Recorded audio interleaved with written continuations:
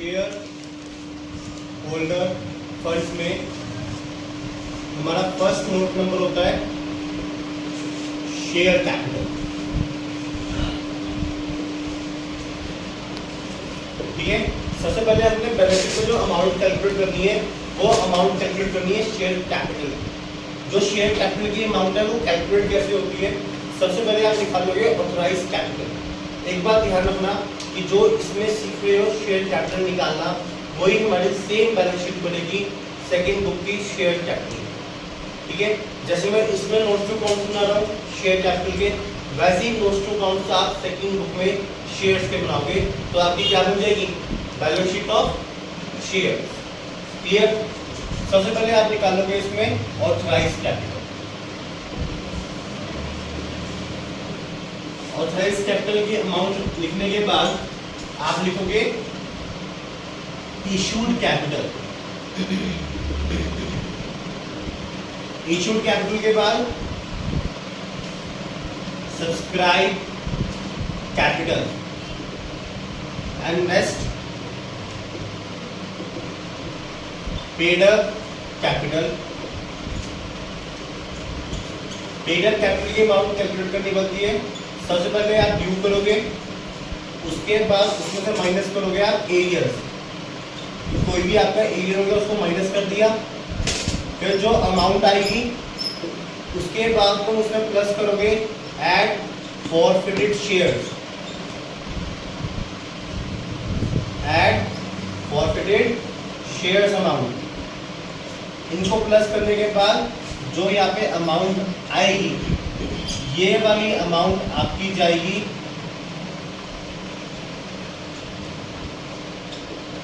Balance sheet. ठीक है, तो यही आपकी सेकंड बुक में शेयर्स की जो बैलेंस शीट है ऐसे ही बनती है। ठीक है, सबसे पहले क्या मेंशन करोगे? Authorise capital. ऑथराइज कैपिटल क्या होता है? वो कैपिटल जो कंपनी ने कंपनी एक्ट 2013 में अपने आप को रजिस्टर्ड करवाया। ठीक है, उसके बाद क्या है second? Issued capital. Issued capital क्या होता है कि अब वो मार्केट में इशू करने जा रही है। मार्केट में उसने इशू करा, हमारा 2 लाख का रजिस्टर्ड करवाया था, 1 लाख उसने मार्केट में इशू कर। Third subscribe. सब्सक्राइब में वैसे शेयर चैप्टर मैंने पढ़ाया है। ठीक है, शेयर चैप्टर में क्या पढ़ाया था? सब्सक्राइब 3 तरह का होता है, under subscription, over subscription and fully subscription. तो तीनों केसेस के अकॉर्डिंग आपकी सब्सक्राइब कैपिटल की अमाउंट आ जाएगी। And last paid up. Paid up का मतलब है जिन लोगों ने सब्सक्राइब किया था अब वो क्या करेंगे? पे करेंगे। पे करने से पहले आपको उनके ऊपर क्या करना पड़ेगा? ड्यू करना पड़ेगा। ड्यू करने के बाद उससे आप माइनस कर दो कॉलिंग एरियर कि कोई भी एरियर है आपके पास, उससे क्या कर दिया आपने? माइनस। एंड लास्ट में ऐड करोगे फॉरफिटेड शेयर्स कि आपने कोई शेयर फॉरफिट किया था, उसकी अमाउंट क्या कर दी आप इसमें ऐड बैक करो। फिर जो अमाउंट निकल के आपके पास आएगी वो अमाउंट कहाँ जाएगी? Balance sheet.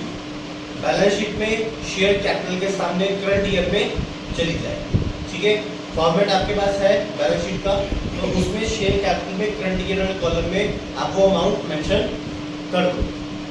Clear? Second component होता है हमारे पास reserve and surplus. Second component होगा reserve and surplus. Reserve and surplus में क्या होता है? डिफरेंट रिजर्व्स आते हैं। कहेंगे डिफरेंट रिजर्व्स। फॉर एग्जांपल जैसे हमारे पास कई तरह के रिजर्व है हमारे सिलेबस में। जैसे पहला रिजर्व क्या है? Capital reserve. Second general reserve. Third WCR। Fourth IFR। Fifth reserve क्या होगा? Capital reserve, general reserve, workman compensation reserve, investment fluctuation reserve and debentures redemption reserve and SPR. SPR means security premium reserve. उसके बाद आपके पास और reserve आते हैं, जैसे हमारे रिजर्व आएगा revaluation reserve. Revaluation reserve, revaluation reserve के बाद आपके पास आएगा एक capital redemption reserve. Capital redemption reserve. उसके बाद आपके पास एक और आएगा कि आप क्या कर सकते हो, रिवैल्यूएशन रिजर्व में अदर ऑप्शन होता है शेयर आउटस्टैंडिंग ऑप्शन रिजर्व। क्या होता है? Share outstanding option reserve.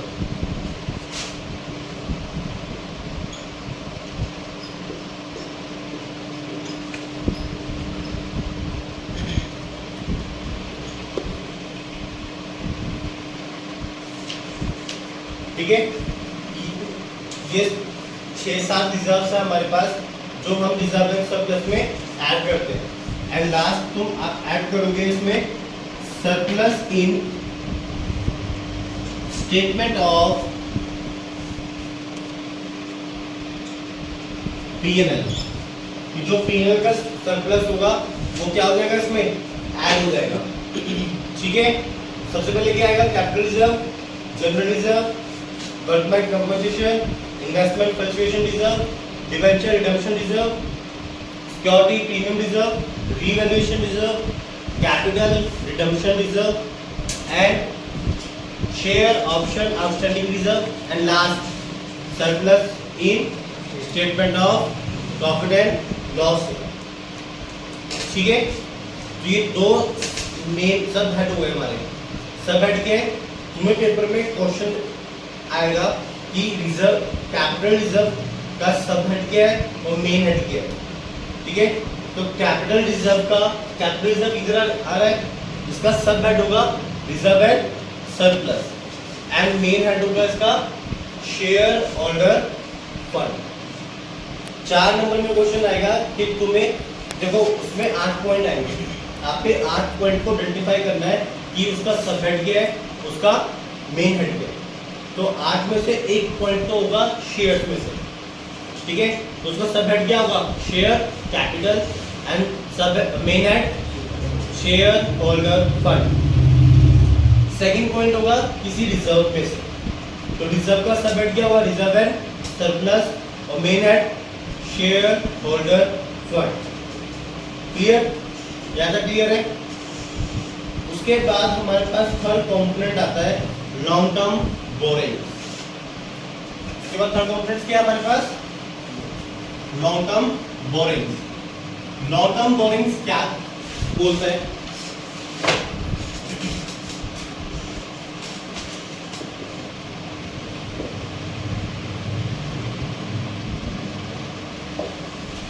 Long term boring के अंदर बहुत कुछ आता है, जैसे फर्स्ट ऑफ ऑल आएगा हमारा debentures, bonds, loan from bank and others for more than 1 year। ठीक है, डिबेंचर्स हो गए, बॉन्ड्स हो गए, हमारे लोन्स हो गए। ठीक है, चाहे वो बैंक से लोन लिया गया है, चाहे वो किसी अदर पार्टी से लोन लिया गया है, बट उसकी लायबिलिटी का टर्नओवर क्या होना चाहिए? More than 1 year. उसके बाद इसमें हमारा आ गया public deposits and term deposits. ये सभी किसका पार्ट है? लॉन्ग टर्म बोरिंग्स का। ठीक है, तो अगर इसके अंदर से आपके पास कोई पॉइंट आ जाए क्वेश्चन में कि डिबेंचर्स का आता है, तो डिबेंचर्स का सब हेड क्या होगा? लॉन्ग टर्म बोरिंग्स और मेन हेड क्या होगा? Non current liability. ठीक है, मेन हेड क्या होगा इसका? Non current liability. एक बात ध्यान रखना है, सबका मेन हेड सेम नहीं है, हर किसी का मेन हेड अलग होगा। ठीक है, तो आपको बैलेंस शीट का फॉर्मेट गिवन है, तो उस बैलेंस शीट को अच्छे से याद करना है वर्टिकल फॉर्मेट में। क्लियर? तो लॉन्ग टर्म बोरिंग सब हेड है और नॉन करंट लायबिलिटी क्या है? मेन है। क्लियर याद है? उसके बाद हमारा फोर्थ पॉइंट है डेफर्ड टैक्स लायबिलिटी। फोर्थ क्या है? Deferred tax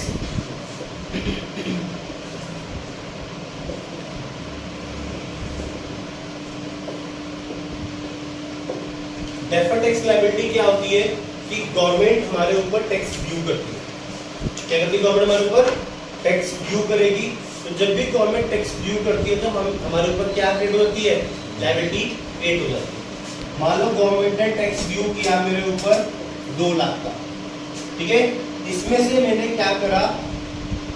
tax paid by company, company ने उससे 1 लाख पे कर दिया। अभी भी कितना देना उसमें? 1 लाख पे करना, ठीक है? तो पे करना है ना उसने, तो ये क्या बन गई उसकी?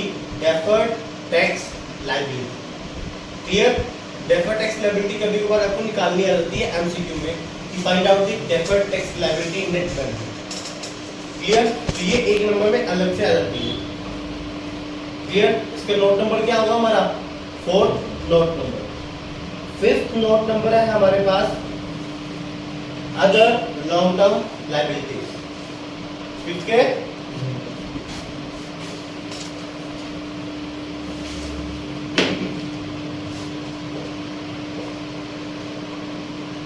Other long term liability. Other long term liabilities में क्या आता है? मेरी 2 चीजें आती हैं। फर्स्ट वन आएगा इसमें ट्रेड पेबल्स। क्या आएगा? Trade payables. अब तुम्हें लग रहा होगा ट्रेड पेबल तो शॉर्ट करंट लायबिलिटी है, बट ये जो ट्रेड पेबल्स है कंपनीज में क्या होता है, कभी कभार मोर देन 1 ईयर वाले ट्रेड पेबल्स भी होते हैं कि जिनका बिल बनाया हमने 1.5 साल के लिए, तो वो बिल क्या हुए? नॉन करंट लायबिलिटी में कन्वर्ट हो गया, ठीक है? तो वो होता है मेरा मोर देन, क्या होना चाहिए ये? 1 ईयर, ठीक है? फर्स्ट वन क्या है इसमें? Trade payable. ट्रेड पेबल्स में 1 ईयर से ज्यादा का टाइम पीरियड होना चाहिए उसका लायबिलिटी पे ऑफ का। अगर उसका 1 ईयर से कम है तो वो करंट लायबिलिटी में शिफ्ट हो जाएगा, बट अगर 1 ईयर से ज्यादा है तो वो कहाँ पे शिफ्ट हो जाएगा? अदर लॉन्ग टर्म लायबिलिटी सब हेड होगा, और मेन हेड क्या होगा उसका? Non current liability. और इसके अंदर 2 चीजें हो जाती हैं। सेकंड आएगा premium of redemption. Premium of redemption of debentures, ठीक है? सेकंड क्या है? Premium of redemption of debentures. ये सेकंड बुक का चैप्टर है डिबेंचर्स। डिबेंचर्स में क्या होता है? हम प्रीमियम पे करते हैं कि 5 साल बाद हम आपको प्रीमियम देंगे, तो 5 साल की क्या क्रिएट हो गई मेरे ऊपर? लायबिलिटी क्रिएट हो गई, तो वो किसमें जाएगा? Other long term liability. उसके बाद एक और आता है premium of redemption of preference share, ठीक है? प्रेफरेंस शेयर का रिडम्पशन देखो होता क्या है। हमारे मन में डाउट हो गया, सर ने तो कहा था शेयर में तो पैसा रीबैक होता ही नहीं है, ठीक है? सी प्रेफरेंस शेयर्स एक ऐसे होते हैं जिसका पैसा रिडम्पशन किया जाता है। शेयर्स के 2 टाइप है, इक्विटी शेयर्स है, प्रेफरेंस शेयर्स। इक्विटी शेयर का पैसा रिडम्पशन नहीं किया जाता, ठीक है? जो प्रेफरेंस शेयर्स होते हैं उसमें पैसा रिडीम करना पड़ता है, ठीक है? क्लियर हो गया? जब आप बीकॉम में जाओगे तो बीकॉम के फर्स्ट चैप्टर में ही है रिडम्पशन ऑफ प्रेफरेंस शेयर्स, ठीक है? तो उसमें आपको 5 साल बाद 3 साल बाद शेयर्स प्रेफरेंस शेयर्स का पैसा वापसी करना पड़ेगा, और उसके ऊपर आपको क्या पे करना पड़ेगा? प्रीमियम पे करना पड़ेगा। जो प्रीमियम पे करोगे वो आपकी क्या हो जाएगी? अदर लॉन्ग टर्म लायबिलिटी, ठीक है? ये इसका सब हेड हो गया। तो मेन हेड क्या जाएगा? Non current liability. क्लियर? और ये हमारा नोट नंबर कितना होगा? 5, ठीक है? Next note number 6 note number क्या होगा हमारा? नॉन करंट लायबिलिटी का लॉन्ग टर्म प्रोविजन।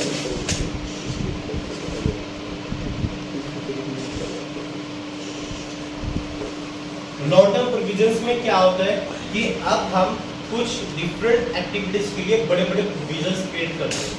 जैसे फर्स्ट प्रोविजन क्रिएट करते हैं हम provision for gratuity and provision for earn leave.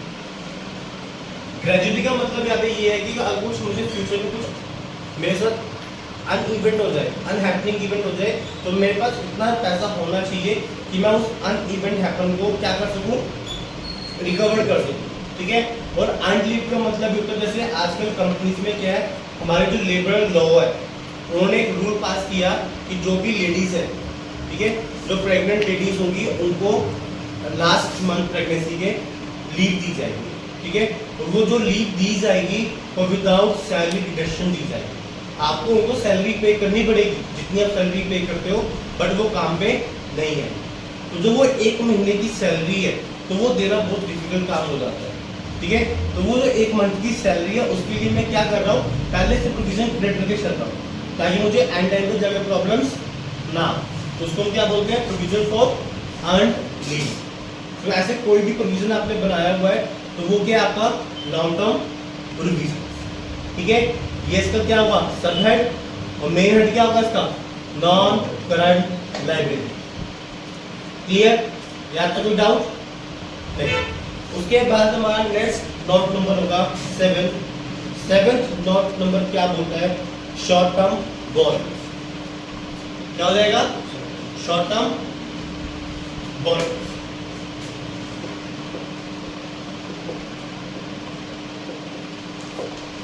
ठीक है। शॉर्ट टर्म बोरोइंग्स में क्या होगा, सेम आएगा कि आपने कोई डिबेंचर्स बाय करी है, कोई बॉन्ड्स बाय करे, कोई लोन लिया है बैंक से, कोई आपने पब्लिक डिपॉजिट ली है, कोई आपने टर्म डिपॉजिट ली है। बट इसका टाइम पीरियड क्या हो जाएगा, टाइम पीरियड क्या हो जाएगा, फॉर लेस देन 1 ईयर। इन सब का क्या हो जाएगा, लेस देन 1। ठीक है। अगर ये सारी लोन्स आपके 1 साल के कम के हैं, ठीक है, तो वो आपका वो किस में कन्वर्ट हो जाएगा, शॉर्ट टर्म बोरिंग। अगर 1 साल से ऊपर है तो लॉन्ग टर्म बोरिंग। ठीक है। तो उसका सब हेड क्या हो गया, शॉर्ट टर्म बोरिंग, और मेन हेड करंट लायबिलिटी। ठीक है। नेक्स्ट नोट नंबर हमारा 8 नोट नंबर है हमारा trade tables.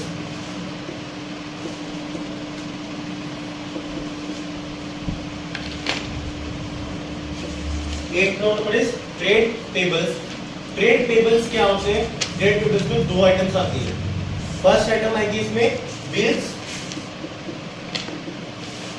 Payable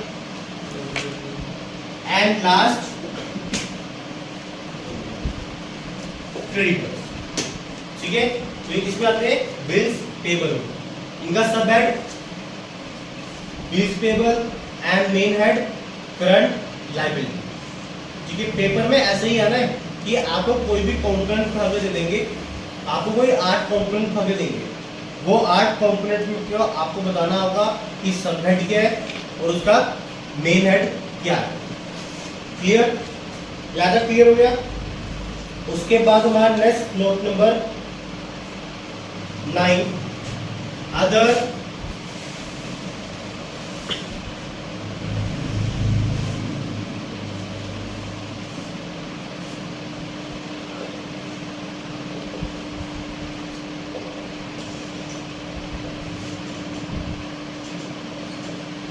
other short term borrowings. ठीक है। ये नोट नंबर कितना है, 9 नोट नंबर क्या बोलता है कि शॉर्ट टर्म बोरिंग्स में आएगा क्या, फर्स्ट ऑफ ऑल इसमें आएगा इंटरेस्ट एक्योर्ड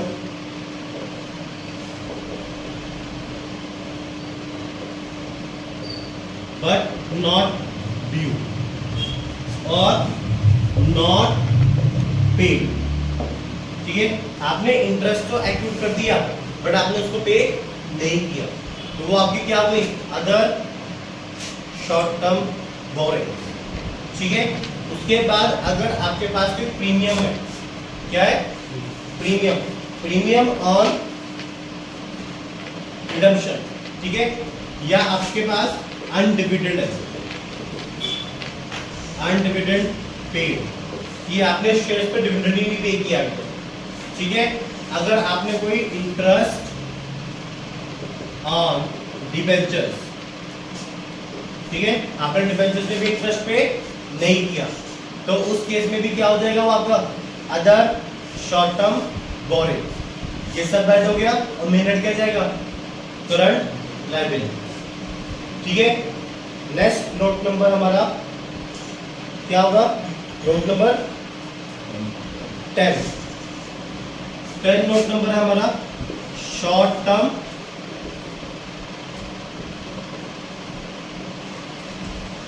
प्रोविजन।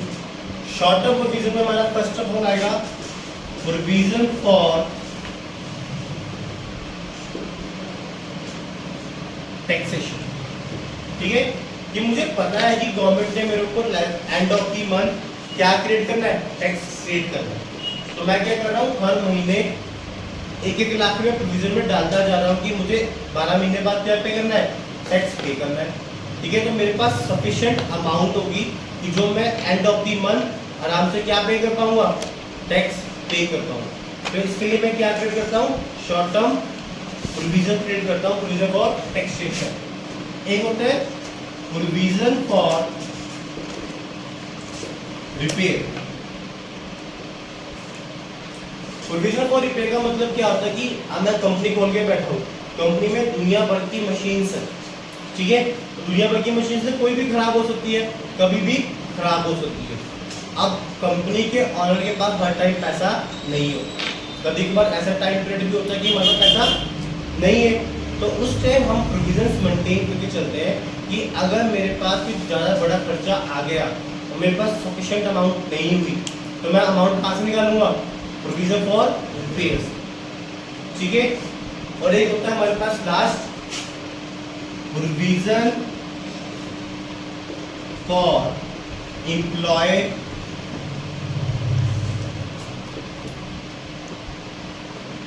बेनिफिट एक्सपेंसेस, ठीक है। एंड लास्ट क्या है, provision for employee benefit expenses. कि कभी कभार क्या होता है, जैसे हम गवर्नमेंट सर्टिफाइड टीचर्स होते हैं, हमें एम्प्लॉय बेनिफिट एक्सपेंसेस मिलते हैं, हमारे पास क्या होते हैं सैटरडे संडे छुट्टी मिलती है, हम उसके अलावा भी कोई 2 छुट्टियां ले सकते हैं, ठीक है। जो 2 छुट्टियां ले सकते हैं वो क्या हमारा एम्प्लॉय बेनिफिट एक्सपेंसेस है, हमारी उसकी सैलरी नहीं कटेगी, हमारी फैमिली को क्या मिलता है, हेल्थ फैसिलिटीज प्रोवाइड होती है, तो वो भी क्या है एम्प्लॉय बेनिफिट एक्सपेंसेस का पार्ट है। हमारे जो चिल्ड्रंस हैं उनको भी एजुकेशन में हेल्प मिलती है, ठीक है, हमारे फंड्स क्रिएट होते हैं, ठीक है, तो वो सब किसका पार्ट है, एम्प्लॉय बेनिफिट एक्सपेंसेस। कि जो मुझे अगर ऐसा खर्चा करना पड़ रहा है तो उसके लिए मेरे पास क्या होना चाहिए, प्रोविजंस मेंटेन होने चाहिए, ठीक है। तो यहाँ पे आपकी क्या खत्म हो गई, लायबिलिटीज खत्म, क्लियर।